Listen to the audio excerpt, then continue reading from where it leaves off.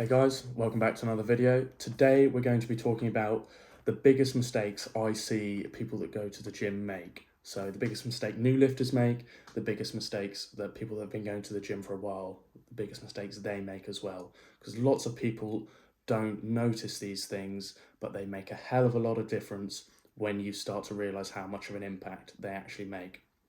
So we're going to be talking about overtraining, lack of hydration and nutrition.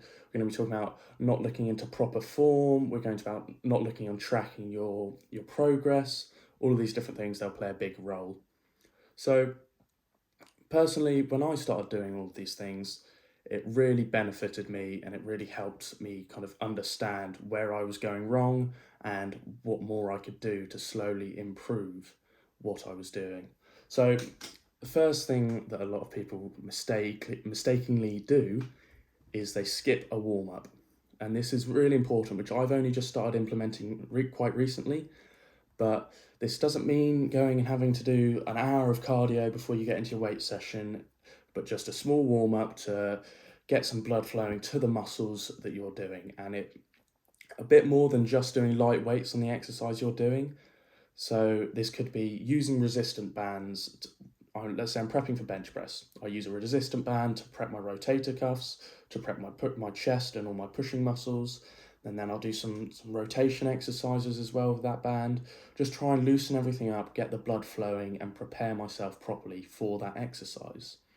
Now, implementing this is going to help you progress in your lifts a lot faster because you're going to be ready when you're doing those first few exercises.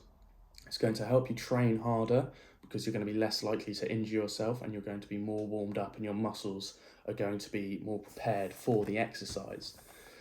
So using resistant bands, doing light exercises before you build up to your heavy sets or whatever it is you're doing, and just going at a slower pace before you run, these kinds of things really do make a difference, and implementing a warm-up will make a difference.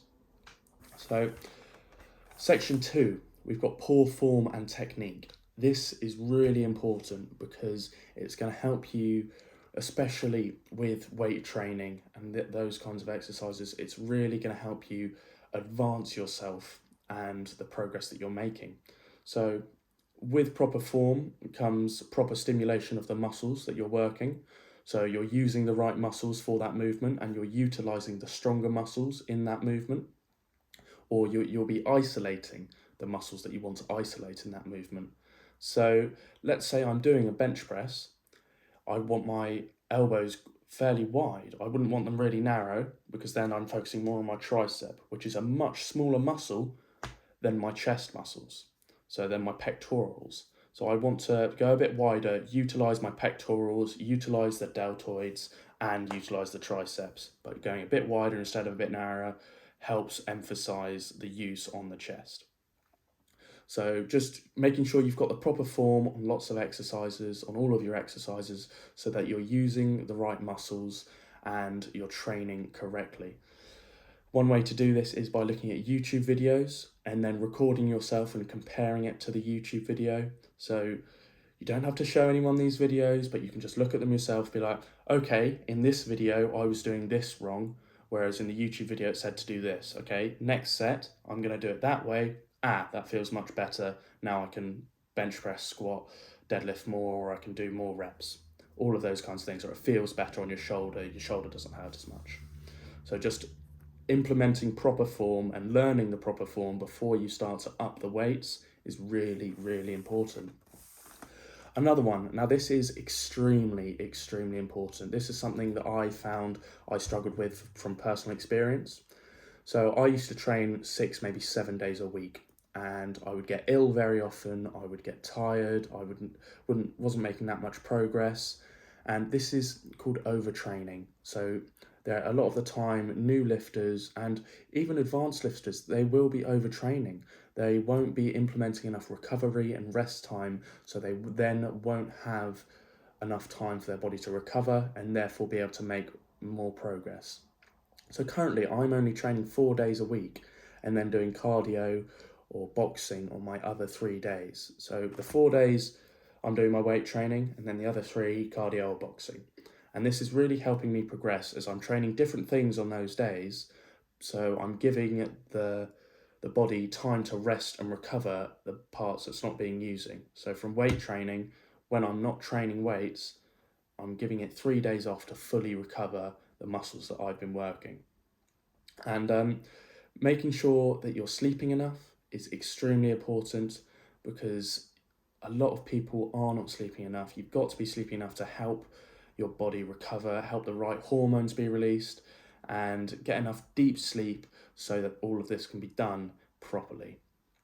So implement more rest days and just lower the amount you're training. You can up your intensity, utilize more things like supersets, drop sets. These kinds of things will help you develop the intensity and up the intensity of your workouts without taking away from the progress that you'll be making. And it will also help you finish your workouts in less time.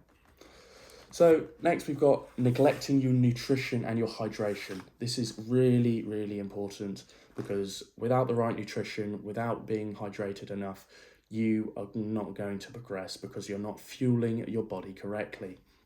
So with the right nutrition, you're going to need, I'd say personally, 1 gram of protein per pound of body weight.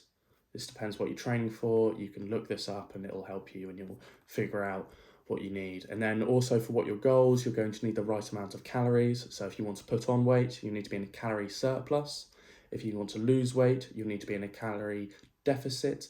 And if you want to stay the same weight, you need to be in just a calorie maintenance. So you need to find your maintenance calories and then eat that every day, not just for 1 day of the week, every day, to either lose, gain, or stay the same weight. Now, hydration is very important as well. A lot of people are quite dehydrated. So this leads down to you've got to be drinking at least 4 litres of fluid a day.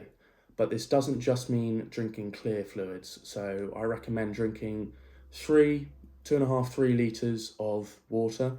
And then the last litre should be cloudy fluids. So fruit juices, smoothies, protein shakes, milk, all of this kind of stuff, so you're not flushing out all of the electrolytes. What I drink when I work out is water, pink Himalayan sea salt, and a few teaspoons of honey. So yes, it's still water, but it's got the electrolytes from the salt and it's got some carbohydrates from the honey. Just a few things to keep me going through my workout. Next point that is quite important. I don't do this as much anymore, but that's because I have quite a good memory and I can remember what I did the previous session. This is goal setting and progress tracking. So set yourself a goal, that's really important. What do you want to achieve? So you have something to work towards, and then set smaller goals for milestones that you can achieve towards your way and on your way to that major big goal that you want. So this is really important because it gives you something to aim for, something to shoot for, something to push yourself towards, and it's going to help you progress and work harder as you've got something that you want to achieve. Progress tracking is always really helpful. So this could be documenting how far you ran, how fast you did it in, what weight you lifted, how many reps you did, and then every session you're upping the intensity, so you'll be lifting more or lifting the same amount of weight for more reps, or you're doing it with more intensity. Let's say you could be running the same distance, but you could be trying to run it faster, or you could be running more distance. Just always upping the intensity and training harder than last time. This is really important. And also being able to document your progress by looking at how you're improving over time. You can then see, okay, so here I didn't do very well because I didn't sleep very well that week. I didn't make much progress, or that month. So then you can say, okay, now I need to realize that sleep is a big factor. Or here I didn't make much progress because my diet was a bit dodgy. So you've just got to document your progress, document all the other things that you do, be diet, sleep, and then be able to realize and see what you did wrong and then what you did right and what works and what doesn't. But always remember, you should be training harder than last time and implementing progressive overload, which is more weight, more reps, more distance, more time, etc.